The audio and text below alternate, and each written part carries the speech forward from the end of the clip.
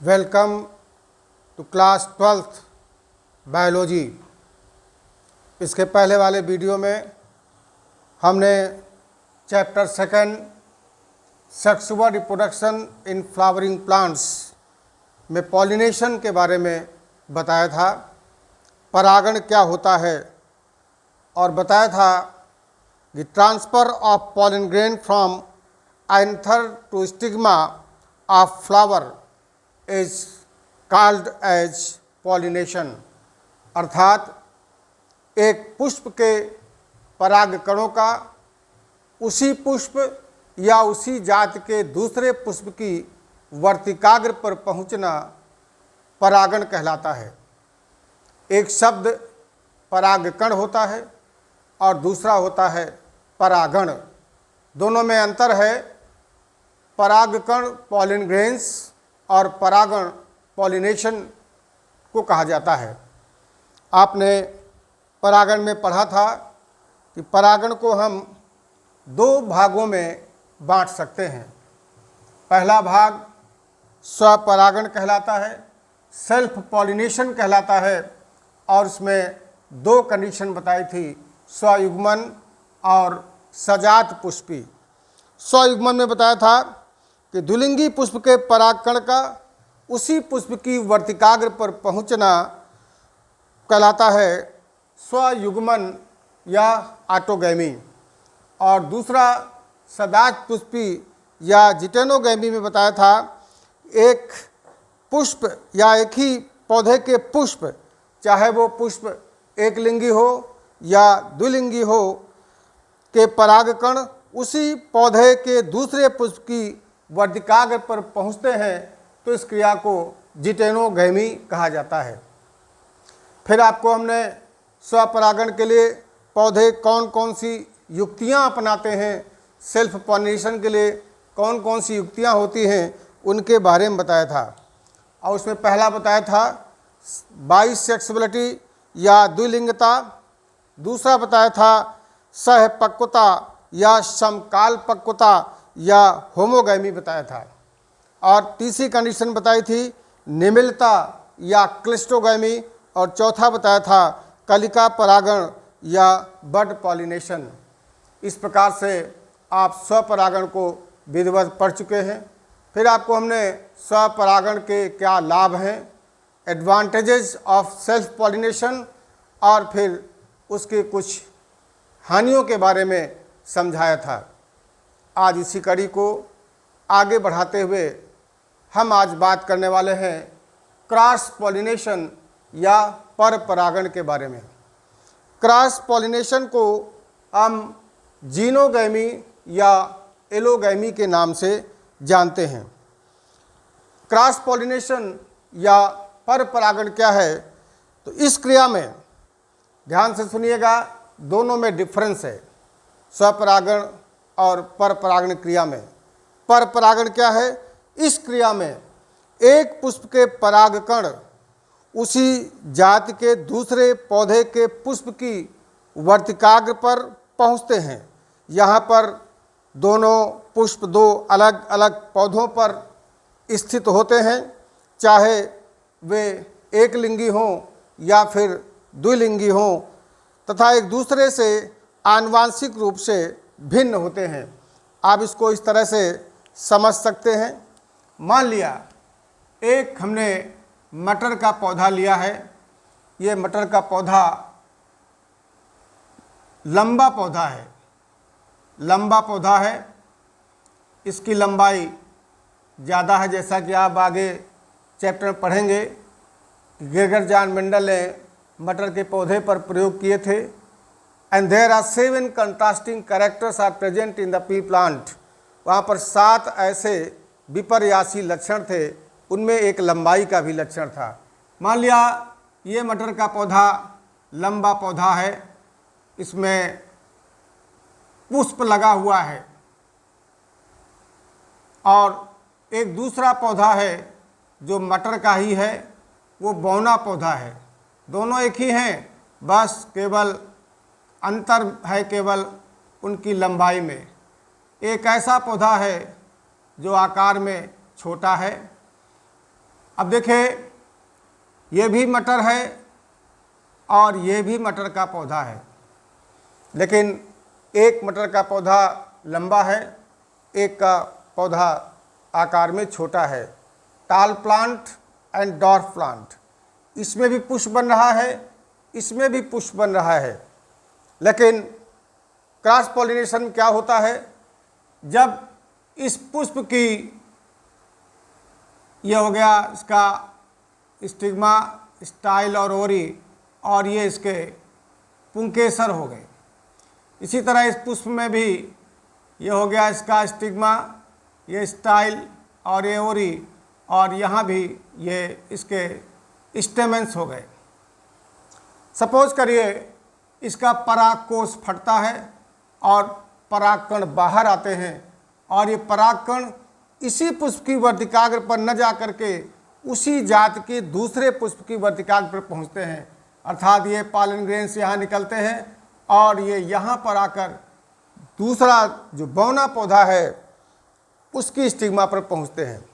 यहाँ पर जाति दोनों एक ही है, स्पीशीज है, लेकिन एक का जो डीएनए है उसमें लंबाई का गुण छिपा है और दूसरा जो पौधा है उसके डीएनए में बौनेपन का गुण है।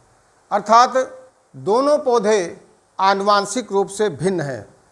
तो हमने क्या बताया, इस क्रिया में एक पुष्प के परागकण उसी जात के दूसरे पौधे की वर्तिकाग्र पर पहुँचते हैं, और यहाँ पर दोनों पुष्प दो अलग अलग पौधों पर उपस्थित होते हैं, चाहे वो पौधा एक लिंगी हो या फिर वो पौधा द्विलिंगी हो, और एक दूसरे से आनुवांशिक रूप से भिन्न होते हैं।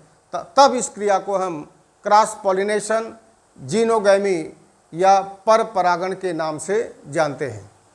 अंतर इतना हुआ कि यहाँ पर उसी पुष्प की वर्तिकाग्र पर उसी पुष्प से बने हुए परागकण न गिर करके दूसरे पौधे जो आनुवांशिक रूप से भिन्न है उसकी वर्तिकाग्र पर पहुँचते हैं, तब यह क्रिया पर परागण के नाम से जानी जाती है। इस तरह से आपने पर परागण को समझ लिया होगा। दूसरा, पर परागण किन साधनों द्वारा होता है, कौन से एजेंट पर परागण क्रिया को संपन्न कराते हैं। तो अगर हम एजेंट्स की बात करें, पॉलिनेटर एजेंट्स, पर परागण करने के लिए कौन से एजेंट्स आवश्यक होते हैं, तो हम इन एजेंट्स को दो भागों में बांट सकते हैं। पहला, अजैविक साधनों द्वारा, और दूसरा जैविक साधनों द्वारा। तो इधर हमने वायु और जल लिया है, ये दोनों अजैविक हैं, और इधर हमने कीट परागण, पक्षी परागण, चमगादड़, घोंघा, चींटी, हाथी आदि को लिया है, ये जैविक साधन है, जीवित। बायोटिक एजेंट, जैविक का मतलब हुआ these are the biotic agents. और उधर की तरफ हमने जो एजेंट्स लिए हैं ये एबायोटिक एजेंट्स कहलाते हैं, अजैविक कारक।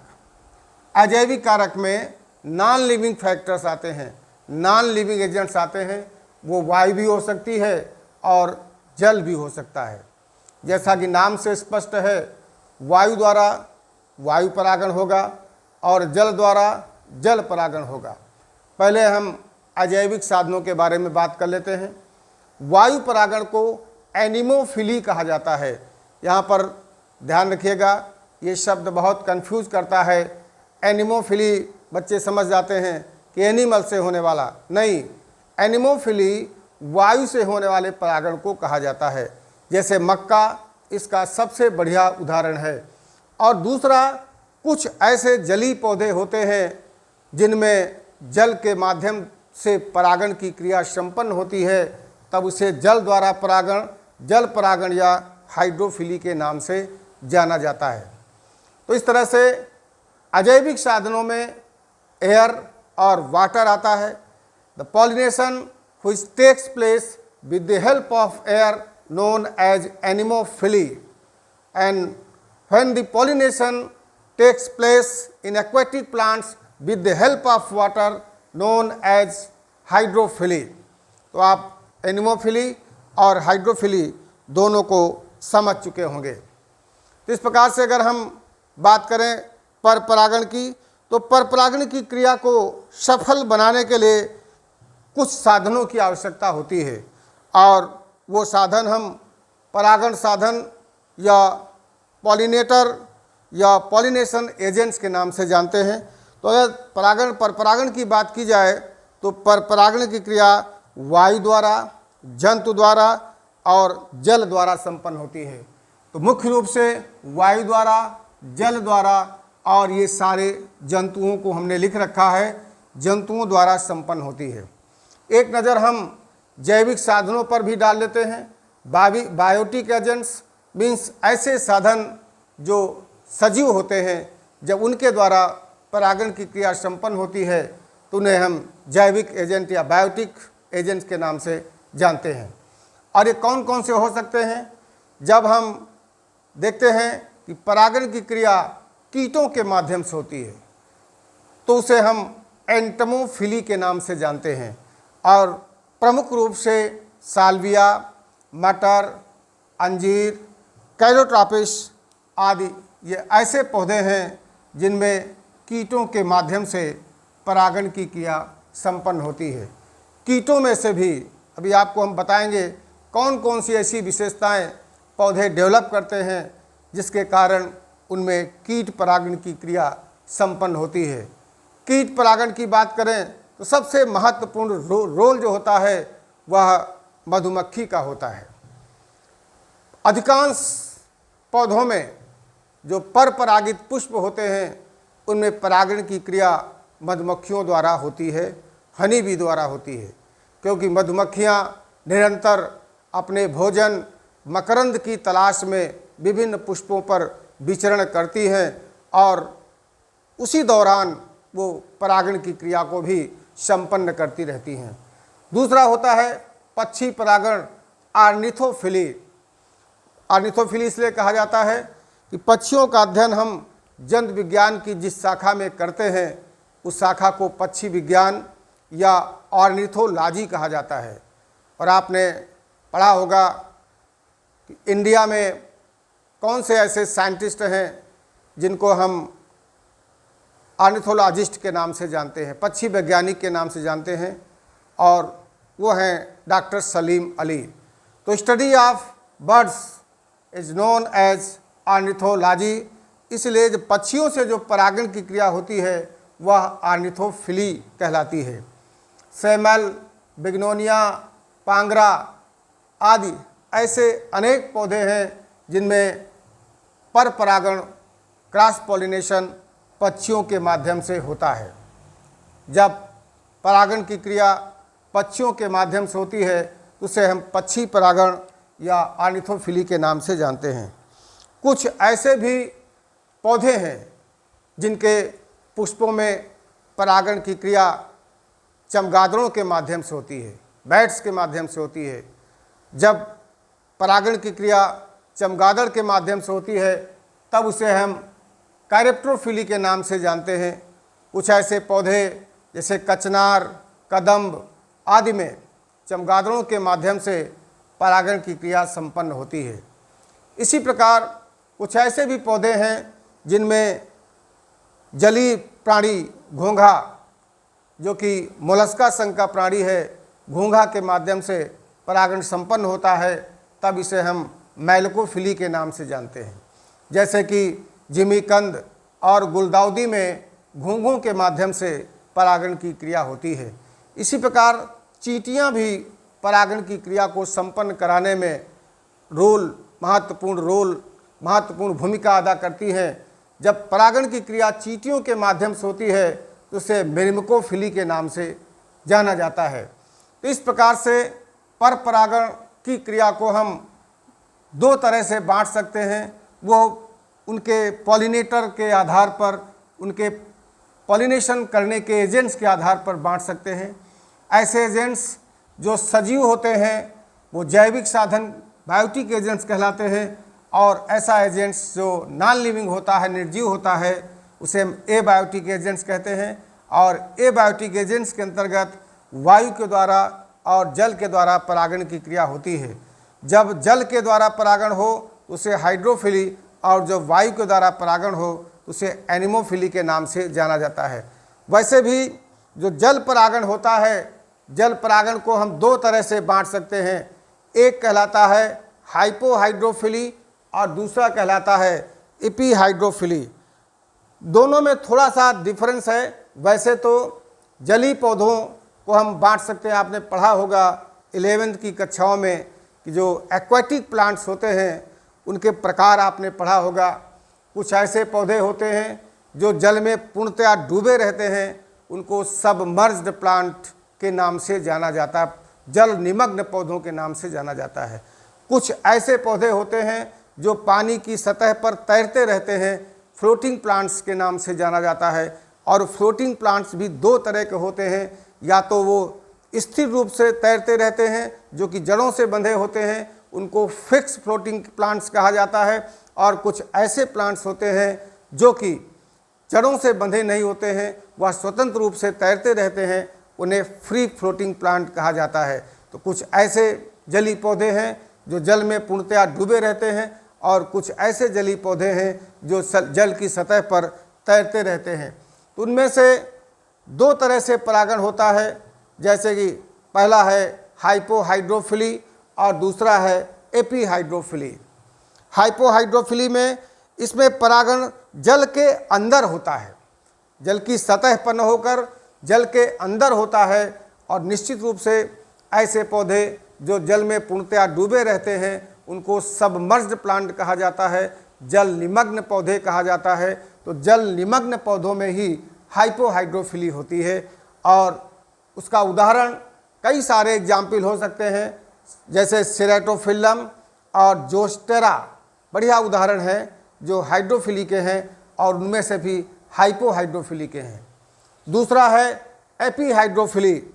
एपीहाइड्रोफिली में ऐसे प्लांट जिनमें परागण जल की सतह पर होता है। अभी हमने आपको बताया कि जल की सतह पर पौधे दो तरह के हो सकते हैं, एक फ्री फ्लोटिंग हो सकते हैं, एक फिक्स फ्लोटिंग हो सकते हैं।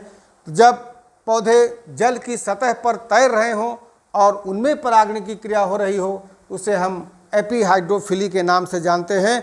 जैसे वेलिस्नेरिया, हाइड्रिला, लेमना आदि ऐसे पौधे हैं जिनमें जल की सतह पर परागण की क्रिया संपन्न होती है। तो इस प्रकार से आपने पर परागण, क्रॉस पॉलिनेशन क्या है, जीनोगैमी या एलोगैमी के नाम से भी इसे जाना जाता है, किन साधनों से हो सकता है, तो उसमें से जैविक साधन और अजैविक साधन के बारे में आपने समझा। इसके अलावा अब आपको ये देखना है कि पौधों में पर परागण की क्रिया हो, इसके लिए पौधे कौन कौन सी युक्तियां अपनाते हैं।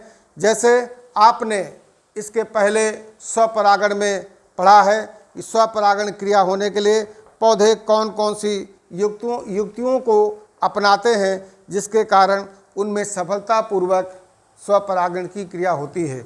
उसी प्रकार से पर परागण के लिए कौन कौन सी युक्तियां हैं जो पौधों द्वारा अपनाई जाती हैं, जिसके कारण उनमें पर परागण की क्रिया आसानी से संपन्न हो सकती है। तो वैसे तो बहुत सारी युक्तियां हो सकती हैं, लेकिन आज हम कुछ प्रमुख युक्तियों को बताने वाले हैं जो पर परागण के लिए पौधों के पुष्प अपनाते हैं। पहला है एक लिंगता या यूनिसेक्सुअलिटी, या इसे हम डिक्लाइनी के नाम से जानते हैं। एक लिंगता क्या है, इसको आपको समझना है।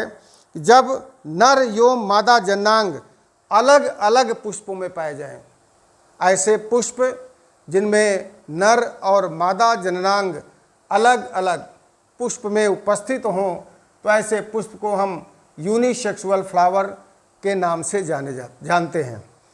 एक लिंग का उपस्थित होने का मतलब या तो पुष्प में पुंकेसर होगा या तो जायांग होगा, अर्थात नर और मादा जनांग दोनों ही अलग अलग पुष्पों में उपस्थित हों, तब उसे हम एक लिंगता कहते हैं। अब जब नर और मादा जन्नांग अलग अलग पुष्पों में है तो निश्चित है कि उनमें स्वपरागण होने की संभावना शून्य है, क्योंकि स्वपरागण में अपने ही पुंकेसर के परागकोश से उत्पन्न परागकण अपने ही पुष्प की वर्धिकाग्र पर पहुंचते हैं। लेकिन यहाँ क्या है, यहाँ पुष्प एक लिंगी है, अर्थात मादा जन्नांग दूसरे पुष्प पर उपस्थित है, तो उसमें स्वपरागण होने की संभावना नहीं होती है।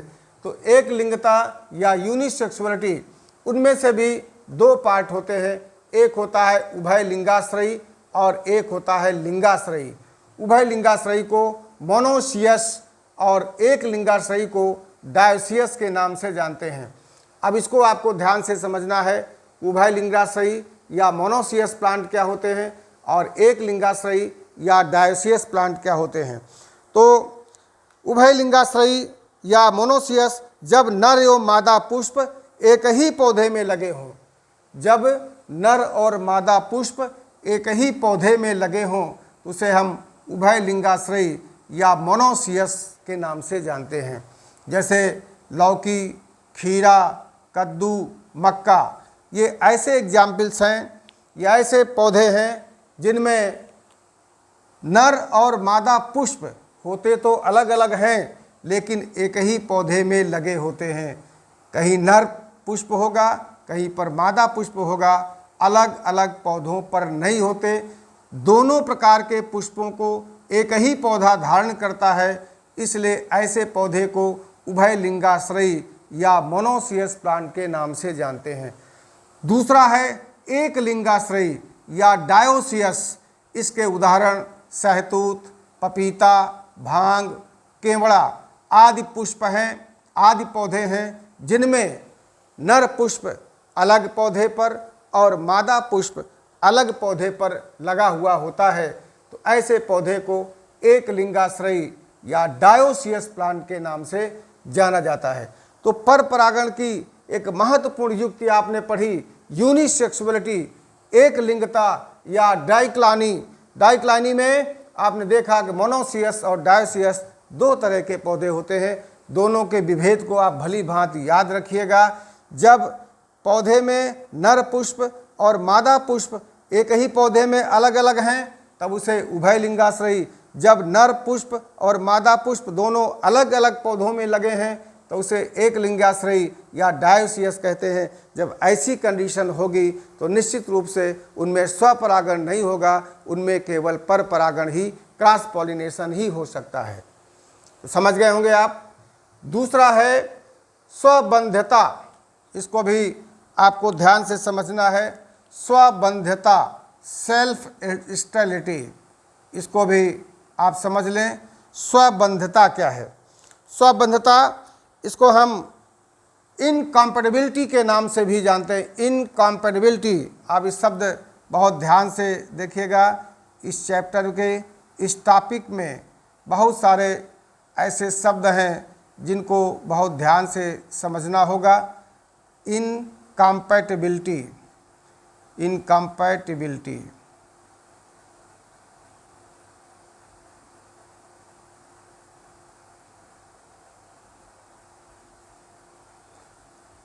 तो किसको बोलते हैं? स्वबंध्यता को।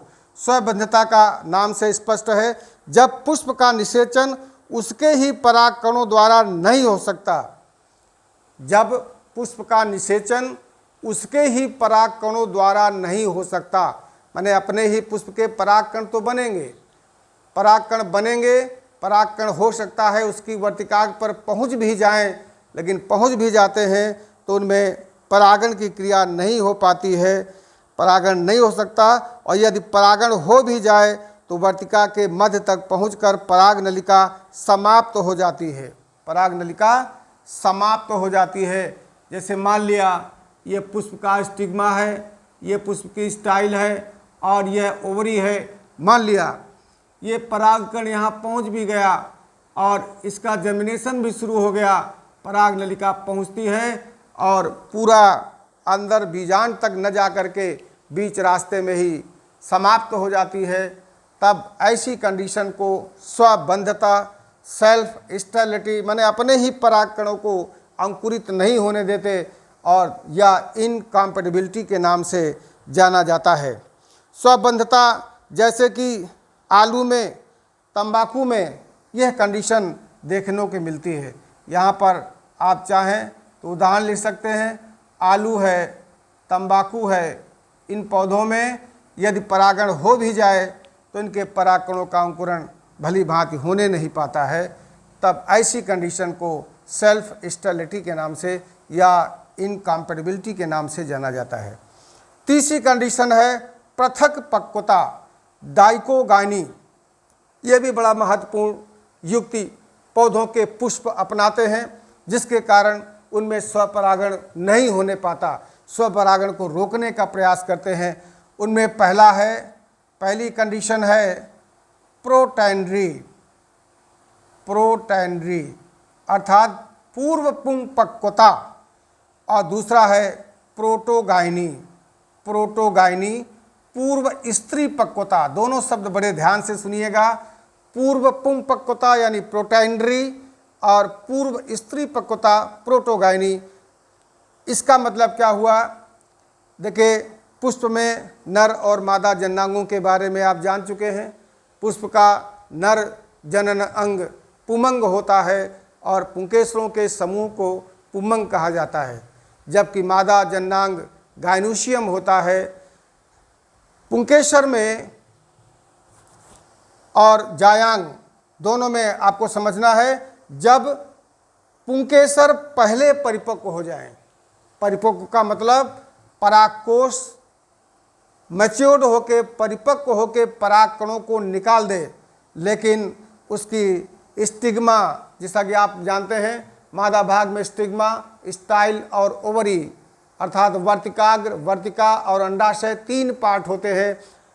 तो क्या होता है, पुष्प का परागकोश तो परिपक्व हो जाता है, परागकोश परिपक्व होकर के परागकणों को बिखेर भी देता है, परागकोश का स्फुटन हो जाता है, परागकण बाहर आ जाते हैं, लेकिन उसी पुष्प की वर्तिकाग्र उसी समय परिपक्व नहीं हो पाती है। वो परिपक्व नहीं होती है, वो विकास की अवस्था में रहती है। इसलिए अगर परागकण पहुंच भी जाए तो उसका आगे का विकास नहीं होगा।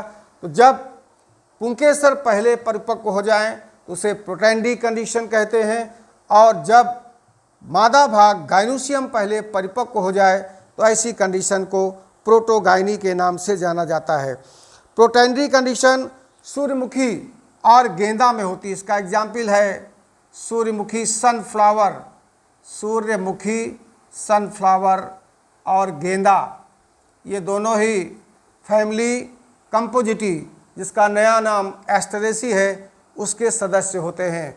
हेलियंथस एनस एंड टैजिटस इंडिका, ये दोनों फैमिली कंपोजिटी या नया नाम एस्टेरेसी के प्लांट हैं। इनमें पुंकेसर पहले परिपक्व हो जाता है और वर्तिकाग्र बाद में परिपक्व होती है, तो उसमें परागकण यदि पहुँच भी जाए तो उसका आगे का विकास नहीं होने पाता। दूसरा प्रोटोगाइनी में बताया कि जब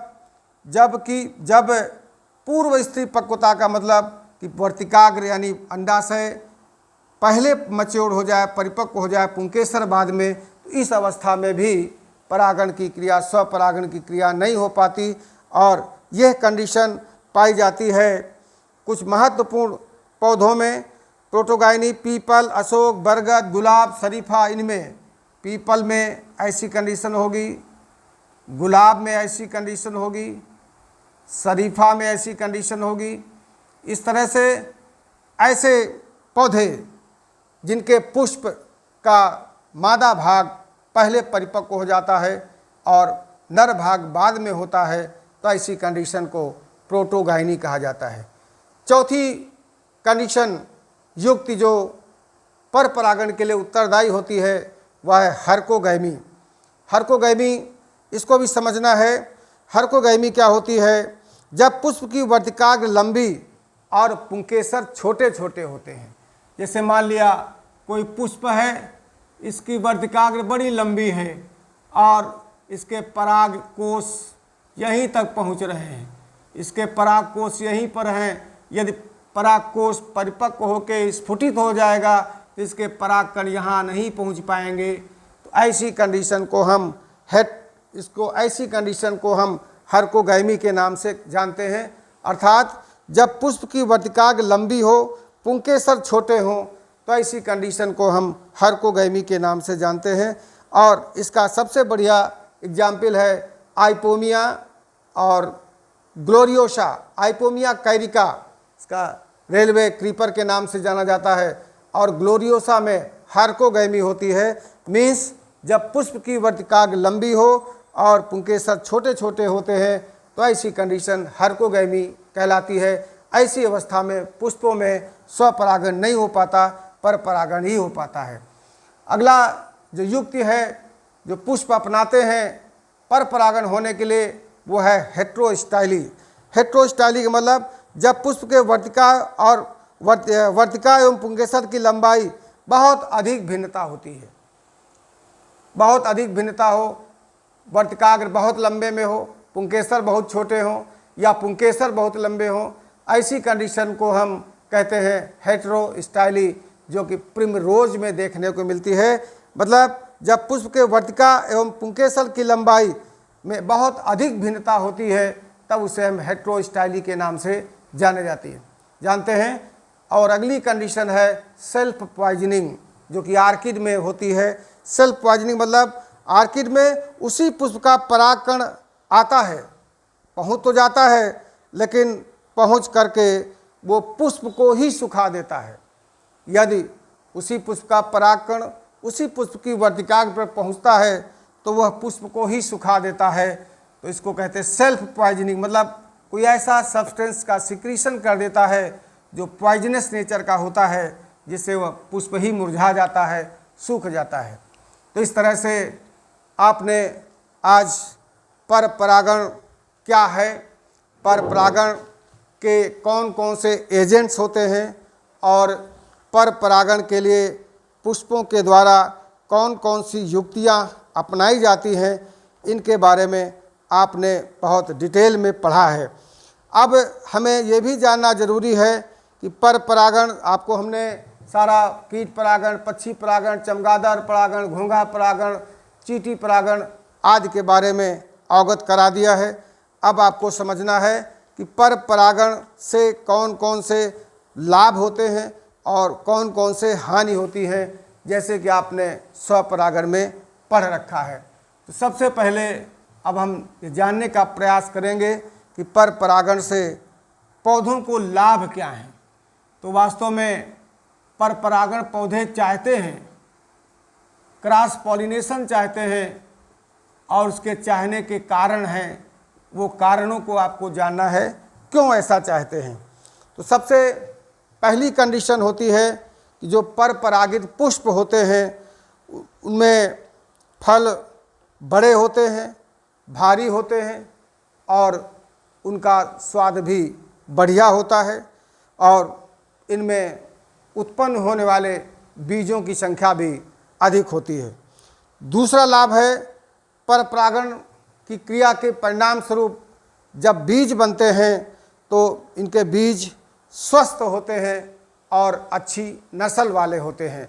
जैसे अभी हमने आपको बताया था कि एक लंबा पौधा है, एक बौना पौधा है। जब उससे अगली पीढ़ी तैयार होगी, तो उसमें बौने पौधे में भी लंबेपन का जीन पहुंच जाएगा और आगे जनरेशन को सुधार देगा, अर्थात नस्ल बीजों की सुधर जाती है।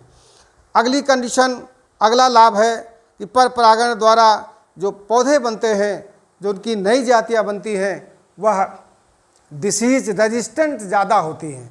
रोगों से लड़ने की क्षमता उन पौधों में ज़्यादा होती है जो पर परागण क्रिया के परिणाम स्वरूप उनसे उत्पन्न बीजों से बनते हैं।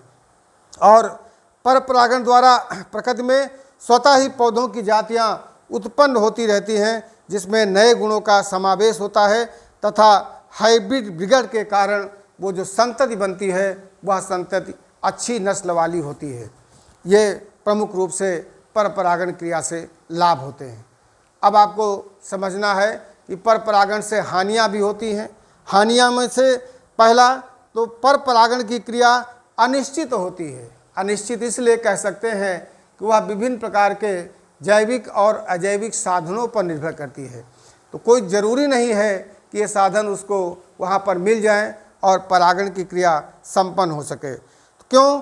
क्योंकि परागण के लिए वायु भी आवश्यक है, जल भी आवश्यक है, जंतुओं की भी निर्भरता होती है, इसलिए पर परागण की क्रिया अनिश्चित होती है। ये हानि हो गई। दूसरी हानि हो सकती है कि परागित करने वाले साधनों की समय पर उपलब्धता न होने पर अधिकांश पुष्प में परागण की क्रिया हो ही नहीं पाती है और वो पुष्प परागण क्रिया के होने के पहले ही मुरझाकर पौधे से गिर जाते हैं।